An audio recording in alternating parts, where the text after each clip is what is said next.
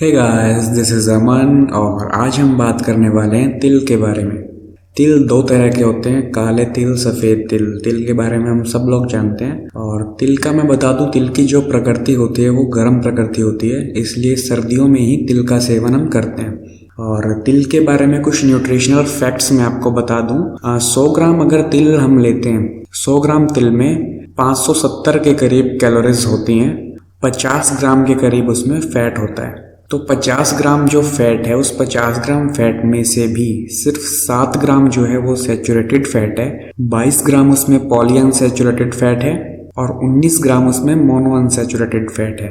तो 50 ग्राम में से 43 जो ग्राम है वो हेल्दी फैट्स हैं। तो तिल जो है हेल्दी फैट्स का बहुत अच्छा सोर्स है। चलिए बात कर लेते हैं तिल कौन कौन खा सकता है और किस किस बीमारी को तिल ठीक करते हैं, क्या क्या तिल के फायदे हैं। तो तिल की जैसे प्रकृति गर्म होती है तो इससे बॉडी को ऊर्जा भी मिलती है, ताकत मिलती है और मेटाबॉलिज्म जो है बॉडी का वो भी स्ट्रांग होता है, बूस्ट होता है मेटाबॉलिज्म। और मेटाबॉलिज्म बूस्ट होने से बहुत फ़ायदा होता है, खासकर जो लोग वेट लॉस कर रहे हैं उनको भी बहुत फ़ायदा होता है।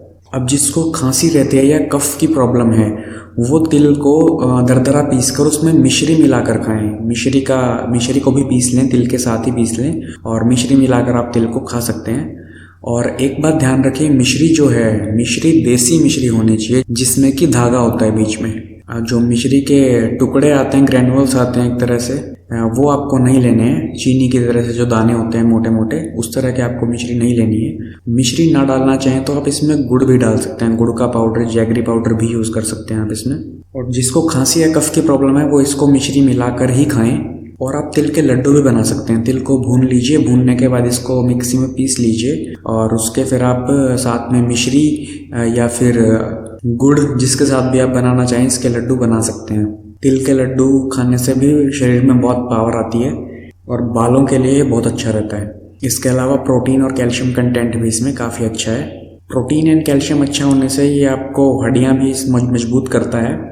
और तिल से जो स्किन की ड्राइनेस है वो स्किन की ड्राइनेस भी खत्म हो जाती है, खाने से भी और लगाने से भी। तिल का तेल जो है वो आप अपनी स्किन पे लगा के उससे मालिश भी कर सकते हैं सर्दियों में, बहुत अच्छा रहता है वो स्किन के लिए।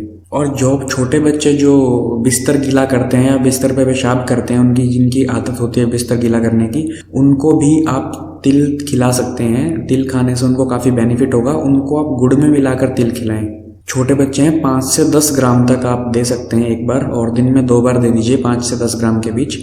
और गुड़ मिला लीजिए, उसमें तिल को पीस लीजिए और उसके अंदर गुड़ का पाउडर आप पीस के मिला लीजिए। तिल की प्रकृति गर्म है तो इसलिए कमर के दर्द, पीठ के दर्द में भी ये बहुत अच्छा रहता है। कमर के दर्द, पीठ के दर्द में खाने से भी लाभ मिलता है और इसके तेल से मालिश करने से भी लाभ मिलता है। आप देखेंगे कि जो भी पीड़ांतक तेल आते हैं, चाहे पीड़ांतक तेल पतंजलि का है या जो भी दर्द के लिए कोई भी तेल आता है जो मार्केट में, उसमें बेस जो होता है वो तिल का तेल ही होता है। यानी कि 100 ml तेल में से 70 से 80 ml जो होता है वो तिल का तेल होता है और बाकी 20 से 30% और तेल मिलाए जाते हैं औषधि गुणों वाले। तो दर्द आपको शरीर में कहीं भी है, वहाँ पर आप तिल के तेल से मालिश कीजिए और खाने में भी सर्दियों में तिल यूज़ कीजिए तो आपको दर्द में भी छुटकारा मिलेगा, जॉइंट पेन में आपको रिलीफ आएगा। इसके अलावा कॉन्स्टिपेशन के लिए तिल बहुत अच्छा होता है क्योंकि इसमें फाइबर कंटेंट भी प्रॉपर होता है, तो कॉन्स्टिपेशन को भी ये क्योर करता है। कॉन्स्टिपेशन अगर है तो तिल में मिश्री या फिर गुड़ मिलाकर खाएं। मैं तो कहूँगा गुड़ मिलाकर खाएं, गुड़ भी पेट साफ करने में अच्छा माना जाता है। तो तिल में आप गुड़ मिला लें और कॉन्स्टिपेशन है तो आप उसको यूज़ करें।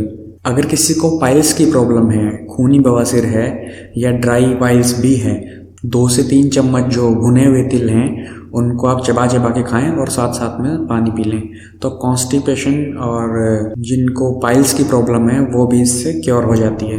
तिल में एंटीबैक्टीरियल प्रॉपर्टीज़ भी पाई जाती हैं तो ये स्किन के इन्फेक्शन को भी दूर करता है। चमड़ी के जितने भी इन्फेक्शन होते हैं, स्किन डिजीज़ होते हैं, उनमें भी तिल काफ़ी बेनिफिशियल माना जाता है। यहाँ तक कि सोराइसिस और एक्जिमा तक को भी ये दूर कर सकता है। और जिसको मेंटल वीकनेस है, दिमागी किसी तरह की कमजोरी है, बच्चे हैं और पढ़ाई में उनका दिमाग अच्छे से नहीं चल पाता है अगर, तो वो भी तिल का सेवन कर सकते हैं। तिल जो है वो हेल्दी फैट्स हैं और हेल्दी फैट्स जो होते हैं वो हमारे ब्रेन के लिए और हार्ट के लिए, दिल के लिए, दोनों के लिए ही बहुत अच्छे हैं। दिल के लिए भी तिल बहुत अच्छा होता है और दिल को ये मजबूत बनाता है। इसके अलावा तिल जो होता है वो वात को खत्म करने वाला होता है, तो वात के रोग जितने भी हैं उन सब में भी आप तिल यूज कर सकते हैं। जैसे किसी को गैस बनती है तो वो भी तिल ले सकता है, कहीं पे शरीर में दर्द रहता है, बाएबादी जो आती है, वात के रोग होते हैं ये, इनमें भी तिल बहुत अच्छा रहता है। खून की कमी में भी तिल बहुत अच्छा रहता है। जिसको भी खून की कमी है वो तिल का सर्दियों में अच्छी तरह से सेवन करे। आयरन इसमें भरपूर मात्रा में है, ब्लड के लिए भी बहुत अच्छा रहेगा। इसके अलावा जो छोटे बच्चे हैं उनकी तिल के तेल से मालिश करनी चाहिए। तिल के तेल से मालिश करने से उनका जो ग्रोथ होता है, बॉडी की ग्रोथ होती है, हाइट एंड हेल्थ अच्छी रहती है और उनको सर्दी लगने की भी समस्या दूर हो जाती है। छोटे बच्चों को बहुत जल्दी जिनको सर्दी लगती है उनको आप सर्दियों में तिल के तेल से मालिश कीजिए। तो अब आप देखिए तिल के कितने ज़्यादा गुण हैं। इतने गुण होने के बाद शायद ही आप रुक पाएँ तिल खाने से। तो सर्दियों का टाइम ही है जो तिल खाने के लिए बेस्ट होता है। गर्मी में तो ये गर्मी कर जाते हैं ज़्यादा और पहले ही गर्मी होती है और तिल भी गर्म होते हैं। तो मैं तो आपको ये रिकमेंड करूँगा कि अभी सर्दियाँ स्टार्ट हो चुकी हैं और आप तिल खाना शुरू कर दीजिए थोड़ी थोड़ी मात्रा में। बस एक बात आपको ध्यान रखनी है कि रात को सोने से पहले तिल मत खाएं। लेट नाइट को तिल का सेवन मत करें। हो सके तो इसको शाम 7 बजे से पहले खा लें, क्योंकि तिल पचने में थोड़ा सा भारी होता है और जिनको थोड़ी बहुत भी इनडाइजेशन की प्रॉब्लम है तो उनको शायद प्रॉब्लम क्रिएट कर सकता है ये रात को खाने से। तो आप इसको दिन में खाएं और गुड़ या मिश्री के साथ मिलाकर खाएं और भून कर खाएं। भून कर खाने से हजम होने में ज़्यादा प्रॉब्लम नहीं आएगी। और ब्लैक तिल और वाइट तिल दोनों में से आप कोई भी यूज़ कर सकते हैं। आप इसको मिक्स करके भी खा सकते हैं। कुछ आप सफ़ेद तिल ले लीजिए, कुछ आप काले तिल ले लीजिए, दोनों को मिक्स करके भून के भी खा सकते हैं। तो फ्रेंड्स, इस वीडियो में आज के लिए इतना ही। फिर मिलेंगे किसी नए टॉपिक के साथ।